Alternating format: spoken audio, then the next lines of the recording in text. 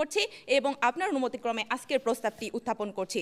এই সংসদ মনে করে অভিবাসী কর্মীদের যথার্থ মূল্যায়নে রেমিটেন্স প্রবাহ বৃদ্ধি করতে পারে। অভিবাসীদের মূল্যায়ন বলতে আমরা এখানে কি বুঝাচ্ছি? আমরা অভিবাসীদের মূল্যায়ন বলতে বুঝাচ্ছি মানবিক মর্যাদা ভিত্তিক মূল্যায়ন এবং এই প্রত্যয় দ্বারা বুঝাচ্ছি প্রধান কারণ, অর্থাৎ মূল্যায়নের বিষয়টি যদি আমরা নিশ্চিত করতে পারি তাহলে বাকি বিষয়গুলো স্বয়ংক্রিয়ভাবে ঠিক হয়ে যাবে এবং আমাদের রেমিটেন্স প্রবাহ বৃদ্ধি পাবে। মাননীয় স্পিকার, আমরা কোন কোন জায়গা থেকে বলতে চাচ্ছি অভিবাসীদের মূল্যায়ন করতে হবে, তা হচ্ছে আমাদের সামাজিক মানবিক মর্যাদার মূল্যায়ন, অর্থনৈতিক মর্যাদা ভিত্তিক মূল্যায়ন, দক্ষতা মূল্যায়ন, নিরাপত্তা ভিত্তিক মূল্যায়নের মাধ্যমে আমরা রেমিটেন্স প্রবাহ বৃদ্ধি করব। মাননীয় স্পিকার, এখন তারা বলতে পারে আমরা কিভাবে সামাজিক মানবিক মর্যাদা ভিত্তিক মূল্যায়ন নিশ্চিত করব। এখন আমরা এই সামাজিক মানবিক মূল্যায়ন নিশ্চিত করার মাধ্যমে রেমিটেন্স প্রবাহ বা বৃদ্ধি পাবে কি করে? মাননীয় স্পিকার, আমরা চারপাশে লক্ষ্য করলে দেখতে পাই যে পুলিশের জন্য বিশেষ সুবিধা রয়েছে এবং সেনাবাহিনীর জন্য বিশেষায়িত হাসপাতাল রয়েছে, তাদের জন্য শিক্ষা প্রতিষ্ঠান রয়েছে, কিন্তু আমার অভিবাসী ভাইদের জন্য কি রয়েছে? মাননীয় স্পিকার, যারা আরএমজি খাতের পরে সর্বোচ্চ রেমিটেন্স যারা এই দেশের অর্থনীতিকে সুসংহত করেছে, দিনরাত মাথার ঘাম পায়ে ফেলে পরিশ্রম করছে, তাদের জন্য নেই কোনো আবাসন ব্যবস্থা, তাদের আমরা সম্মানিত করার জায়গা পাই না। মাননীয় স্পিকার, যারা এদেশ গঠনে কাজ করছে, প্রতি মাসে যারা শত শত কোটি টাকা পাঠাচ্ছে, তাদের মূল্যায়ন কোথায়?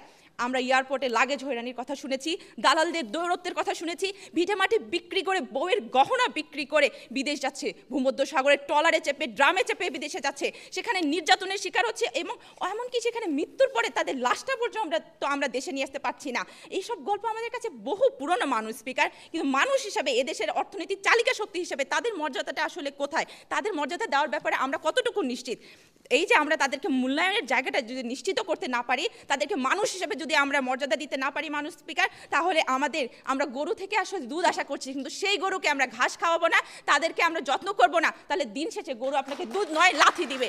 আসলে আমার সরকার কি করছে? আমার সরকার প্রবাসীদের অ্যাপ নিয়ে কাজ শুরু করেছে, তাদের জন্য বিশেষায়িত লাউঞ্জ সুবিধা দিয়েছে, প্রবাসী কল্যাণ ব্যাংক ঋণ দিচ্ছে, প্রবাসীদের নিজে গিয়ে আমাদের প্রধান উপদেষ্টা ফুল দিয়ে তাদেরকে কৃতজ্ঞতা জানিয়েছেন। আমি কোট করে বলছি আমাদের প্রধান উপদেষ্টার সেই কথাটি যে জুলাই গণঅভ্যুত্থানে প্রবাসীদের ভূমিকা অনস্বীকার্য, তাদের অবদানে দেশ এবং জাতি হিসেবে আমরা কৃতজ্ঞ।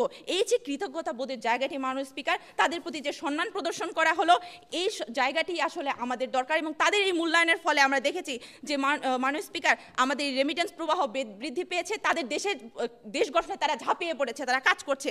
এই মূল্যায়নটি আসলে যথার্থ মূল্যায়ন, আমাদের এই মূল্যায়নটি আসলে দরকার।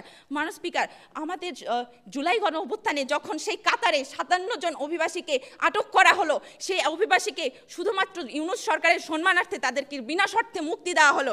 এই যে তাদেরকে আমরা নিরাপত্তাগত মূল্যায়নটি দিতে পারলাম, এটি আসলে আমাদের যথার্থ মূল্যায়ন এবং এটির মাধ্যমে আমাদের রেমিটেন্স প্রবাহ নিশ্চিত হবে। মাননীয় স্পিকার, আমাদের যে 2022 সালের একজন পরিবারের গল্প শোনাতে চাই আপনাকে। 2022 সালের পরিবারের হাল ধরতে গিয়ে সৌদি আরবে পাড়ি জমান সাভারের সাবিনা, অমানবিক নির্যাতনের পরে সেই দেশেই তার মৃত্যু ঘটে, কিন্তু দিন শেষে তার লাশটিও তার পরিবারের কাছে পৌঁছাইতে পারেনি।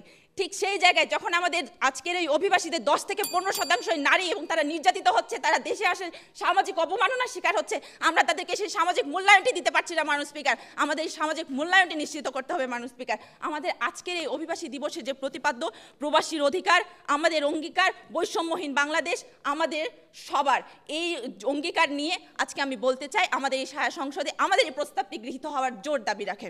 ধন্যবাদ।